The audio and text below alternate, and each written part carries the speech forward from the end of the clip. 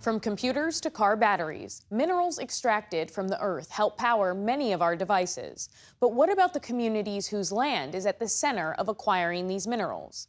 Just this week, Arizona Governor Katie Hobbs halted plans to transport uranium through Navajo Nation after the tribe raised concerns about how it could affect the reservation.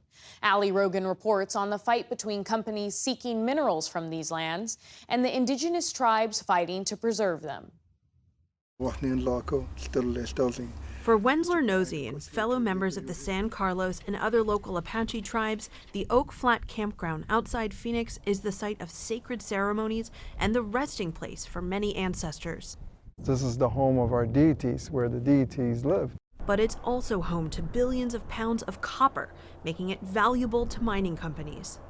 Earlier this year, a federal court ruled in favor of developers looking to extract copper from deep underground. They have to think this through, because there's not going to be copper here forever. And once it's all gone, then the whole South is contaminated forever. Mineral mining has become a booming industry across the country and the world. As the demand for electric vehicles and the batteries that power them rises, so does the need to ramp up the supply of the minerals needed to make them. In recent years, demand for nickel, lithium, cobalt, and copper has grown exponentially. Between 2021 and 2023, the price for 1 ton of lithium in U.S. markets nearly tripled, reaching a high of $46,000 per ton last year. Everything we see, touch, and feel in our modern life comes from minerals. And that's everything from the computers we're talking on to the chairs we're sitting in, even everything down to our smartphones comes from minerals. Rick Tallman is a senior advisor to the Payne Institute for Public Policy at the Colorado School of Mines.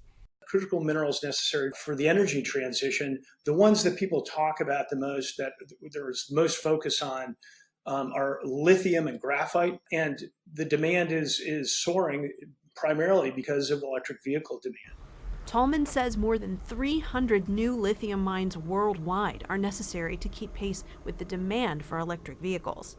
The Biden administration has prioritized a transition to renewable energy, setting a goal for half of all new cars to be electric by 2030. But some advocates say this green future is coming at the expense of indigenous communities, whose historic lands surround many of the reservoirs where these rare minerals are formed. In many parts of the world, extractive companies are plowing ahead with mining projects without consulting with those communities. Galina Angarova is the executive director of the Surge Coalition, an organization that advocates for indigenous peoples' environmental rights. She says mineral mining can risk endangering these communities. It introduces pollution, surge of various diseases, respiratory issues, cardiovascular problems, cancer, more. It also leaves behind profound social impacts, including drug use, alcoholism, missing and murdered indigenous women. In fact, one study found a connection between the 2006 oil boom in the Bakken region of Montana and North Dakota and attacks against Native Americans there.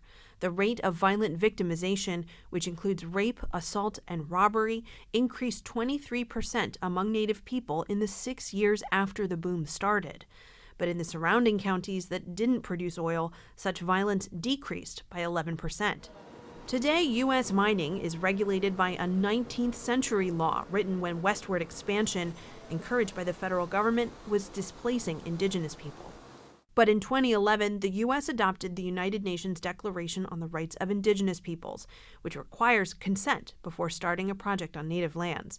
But some legal experts say it doesn't go far enough. There is a need to reassess the shortcomings of existing procedures so that they are sort of updated in light of current international law standards. Leonardo Kripa is a senior attorney at the Indian Law Resource Center.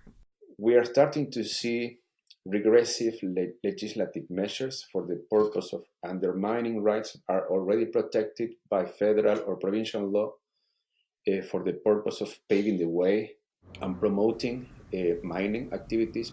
It's a trend Kripa says is happening around the globe. In the so-called Lithium Triangle, spanning Argentina, Chile, and Bolivia, indigenous communities sit on around 60% of the world's lithium supply. Last year, Chilean President Gabriel Boric announced his plan to take control of the lithium supply by partnering with mining companies. Our challenge is to make sure our country transforms into the #1 producer of lithium in the world, increasing wealth, development, and distributing it justly.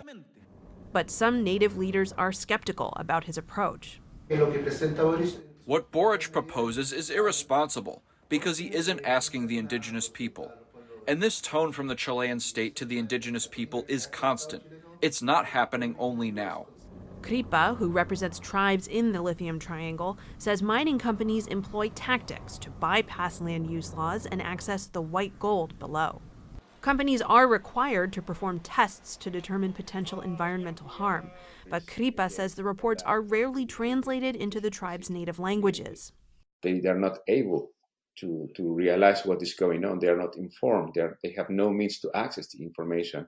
And as a result, this permit is granted to the company. Some indigenous communities are fighting back.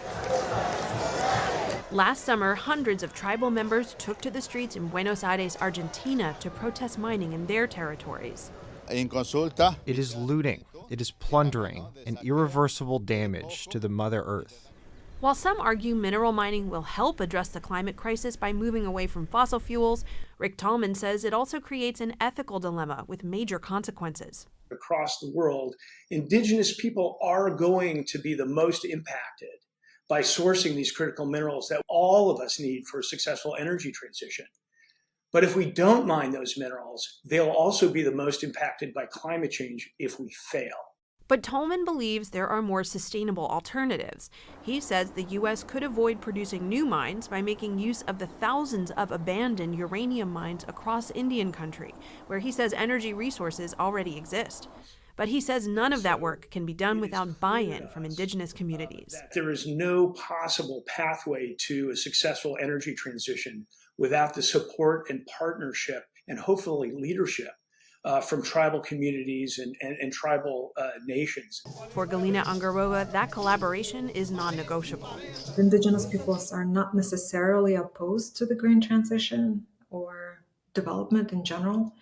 Indigenous peoples are opposed to violating rights, destroying their way of life and harming the priceless landscapes that define who we are as peoples. Back in Arizona, Wensler Nosey continues the traditions of his ancestors while he's still able. These kind of places shouldn't be lost, because if it's lost forever and it'll never come back. For future generations of local Apache tribes, that fear could soon become a reality. For PBS News Weekend, I'm Allie Rogan.